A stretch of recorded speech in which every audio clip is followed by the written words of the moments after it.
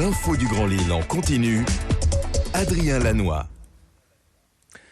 7h15 de retour en direct pour cette édition matinale. Nous sommes le mardi 29 novembre. Bonjour à toutes et à tous, bon réveil, bon appétit si vous prenez déjà votre petit déjeuner avec nous et bon courage si vous partez travailler. D'abord votre point, en prévision météo avec un temps en froid mais ensoleillé. Aujourd'hui, attention aux gelées matinales, des températures négatives, moins 3 degrés relevés déjà ce matin à Lille, 2 petits degrés pour cet après-midi. Mais l'anticyclone installé sur les Pays-Bas nous épargne des perturbations, du soleil et donc à prévoir aujourd'hui toute la journée, du soleil, du ciel bleu mais des températures négatives ce matin et fraîches de toute façon tout au long de la journée. La météo également et l'infotrafic, voilà vos deux informations chaque matin sur Grand Lille TV. On enchaîne donc avec le point route et ces ralentissements habituels sur la 25 et la RN41, sur l'A1 également vers Lille. Attention, déjà du monde dans le centre de Lille, boulevard du Président ouvert jusqu'à la porte de Valenciennes. Soyez prudents sur la route, restez fidèles à Grand Lille TV. Et prochain, un point route juste après ce journal et la météo dans 8 à 9 minutes.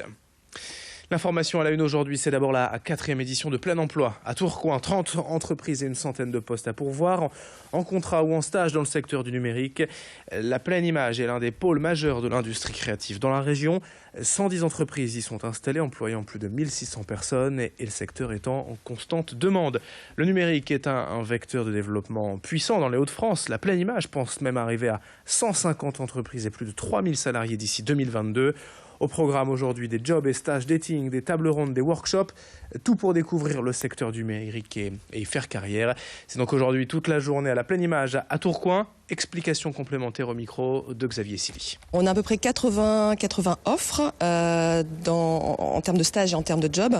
Donc ça va être à la fois dans le domaine du développement informatique, qui est un métier très recherché dans notre secteur d'activité, également des métiers plutôt créatifs, des métiers de la communication et également des métiers sur des fonctions support et dans le business développement. Alors, ça s'adresse vraiment effectivement à tous, puisqu'on souhaite vraiment informer, sensibiliser des personnes qui ne sont pas forcément aujourd'hui intéressées ou bien informés sur ces secteurs d'activité qui sont très importants pour notre région et très pourvoyeurs d'emplois, mais également des personnes qui sont très qualifiées et qui cherchent de nouvelles opportunités pour leur carrière professionnelle.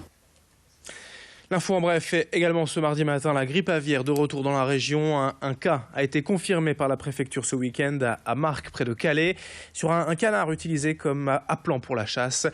Tous les autres canards présents sur ce site ont été abattus par mesure de précaution. Justice avec le procès de la fusillade du Théâtro à Lille en juillet 2012. Faisal Mokhtari, le tireur responsable ce soir-là de 2 morts et de 6 blessés, a plaidé et coupable hier au premier jour du procès.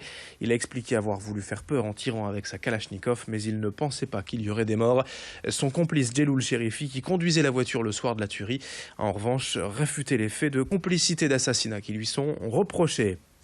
Notez également une réunion d'information à propos du service civique. Demain, à Lille, le CRIJ organise une journée d'information collective pour les jeunes de 16 à 25 ans souhaitant s'engager dans une mission d'aide à la collectivité. Ça se passe rue Nicolas Leblanc à Lille.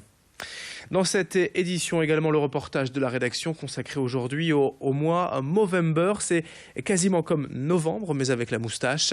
Un mois de soutien et de sensibilisation à la lutte contre le cancer de la prostate.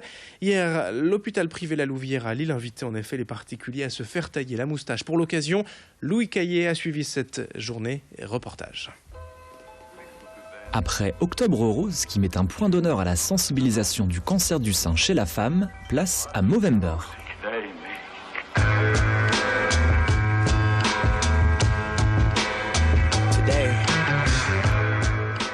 Pendant ce mois de novembre, les hommes étaient invités à se laisser pousser barbe et moustache dans le but de susciter l'intérêt et par conséquent évoquer ce mouvement. Alors qu'il est désormais chose courante d'évoquer le cancer du sein chez la femme à travers l'autopalpation notamment, chez les hommes, cela reste encore difficile. Just think about it.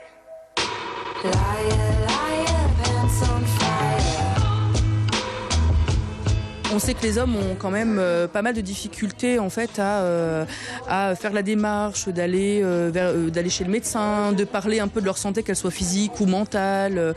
C'est assez compliqué pour eux. C'est quelque chose qui reste quand même assez tabou. Ça touche l'intimité, j'ai envie de dire. C'est vrai que les femmes, c'est qu'elles sont plus vite dans le circuit de la prévention, de la surveillance.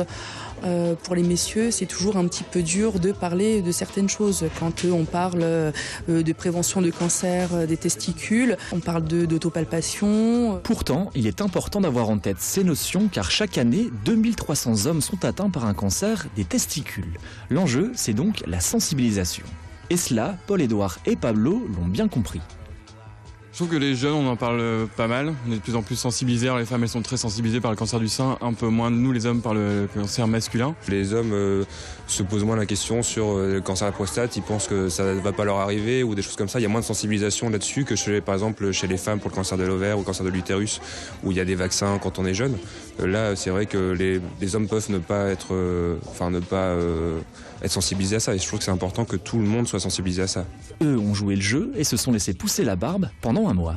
C'est sympa, ça gratte un peu de laisser pousser les moustaches tout le mois de novembre. Je lui ai laissé carte blanche et il m'a fait cette superbe moustache style anglais, ça me plaît beaucoup. C'est la première fois, oui. C'est très bien, mes barbes sont bonnes, elle est toute douce, c'est cool, j'aime bien. Pour soutenir les hommes dans cette démarche, les femmes étaient invitées à se prendre en photo avec un message à l'appui et évidemment une moustache. Disons qu'on veut faire ça pour la bonne cause, quoi, pour montrer que les hommes, ils ont aussi besoin de se prendre en charge et puis se faire du bien aussi malgré tout ce qui peut leur arriver dans la vie, quoi. Je trouve que c'est bien parce qu'il y a beaucoup d'actions pour les femmes, comme le cancer du sein, des choses comme ça. Et pour les hommes, il n'y a pas grand-chose. Donc cette initiative est très bien. Ouais. C'est très bien. Tout à fait. Et pour l'occasion, nous aussi, nous avons joué le jeu. Drama, drama, always acting. Shut them off if no one's watching. Tall tree climbing up to nowhere. Cut the vine and watch it wither. Looking nice and ready to go.